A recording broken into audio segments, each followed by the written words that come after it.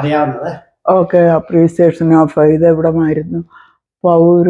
പൗരുഷമി presented to Ponnupilla appreciation of dedication of community service outstanding ക്ലിമൻസ്. ഇത് KHSൽ നിന്ന് തന്നതാണ്. ഓക്കെ, ഇത് 2010 കുടുംബം എന്ന് പറയുന്ന ഒരു അസോസിയേഷനിൽ നിന്ന് പിന്നെ തന്ന അവാർഡ്. അതെ അതെ.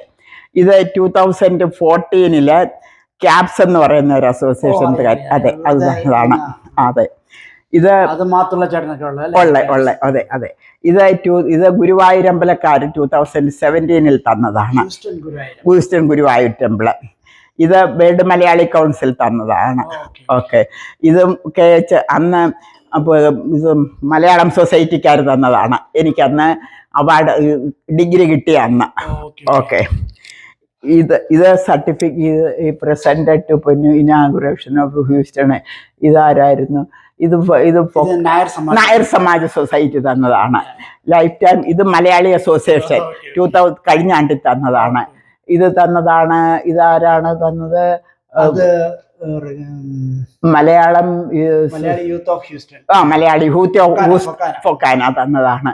ഇത് outstanding service of presented to Ponnupilla. അതാരാ? അത് general community association of public service Houston. Malayali association ആയിരിക്കണം. അതെ, ഇത് തന്നത് ഒരെണ്ണം. ഇത് തന്നിരിക്കുന്നത് ഫൊക്കാന തന്നിട്ടുണ്ട് ഒരെണ്ണം. ഓക്കെ, ഇത് അനന്തപുരി തന്നത് നായർ സർവീസ് സൊസൈറ്റിയാണ്.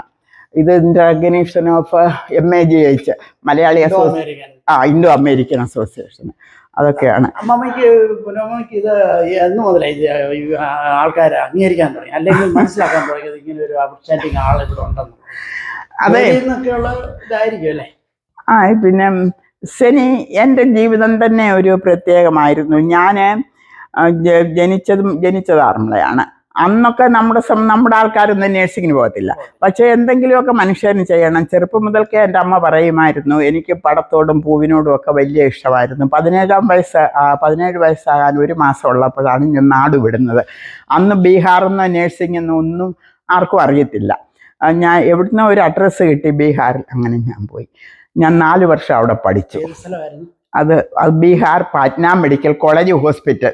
ഇന്ന് ലോകത്തിലെ ഏറ്റവും വലിയ മെഡിക്കൽ കോളേജ് ഹോസ്പിറ്റലാണ്. 5000 ബെഡിൽ കൂടുതൽ അവിടെയുണ്ട്. അങ്ങനെ 4 വർഷം അവിടെ പഠിച്ചു. I passed general nursing first in Bihar state. Midwifery passed with distinction.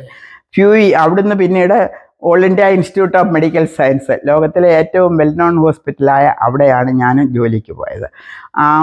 ഒരു വർഷക്കാലം പോസ്റ്റ് ഓപ്പറേറ്റീവ് വാർഡിൽ ജോലി ചെയ്തു. അക്കാലത്താണ് പ്രൊഫസർ ഗോപിനാഥ് വരുന്നതും എന്നെ പരിചയപ്പെടുന്നതും. അദ്ദേഹം എന്നെ OR ഓപ്പറേറ്റിംഗ് റൂമിലേക്ക് കൊണ്ടുപോയി. അവിടെ neuro surgery and thoracic operating റൂമിൽ സൂപ്പർവൈസറായിട്ട് ജോലി കിട്ടി. എനിക്ക് മാത്രം അവിടെ ഒരു അക്കോമഡേഷൻ ഉണ്ടായിരുന്നു. ക്യാമ്പസിൽ തന്നെ. കാര്യം എമർജൻസി കോൾ അറ്റൻഡ് ചെയ്യണം. അതെ. അത് 65 തൊട്ടെങ്ങാണ്ടങ്ങ് 68 ആയിരിക്കും എക്സാക്ട്. ഇച്ചിരി നേരം ഓർക്കണം. എനിവേ ലേറ്റ് 60s കേട്ടോ. അങ്ങനെ ഒരു 4-5 years അവിടെ ജോലി ചെയ്തു. 73 ഞാൻ അവിടെ വിട്ടത്. അന്ന് എൻ്റെ പ്രൊഫസർ എന്നോട് പറഞ്ഞു, പ്രൊഫസർ ഗോപിനാഥും പ്രൊഫസർ ടെൻഡനും, sister Ponnamma, don't leave this place. We will do anything for U.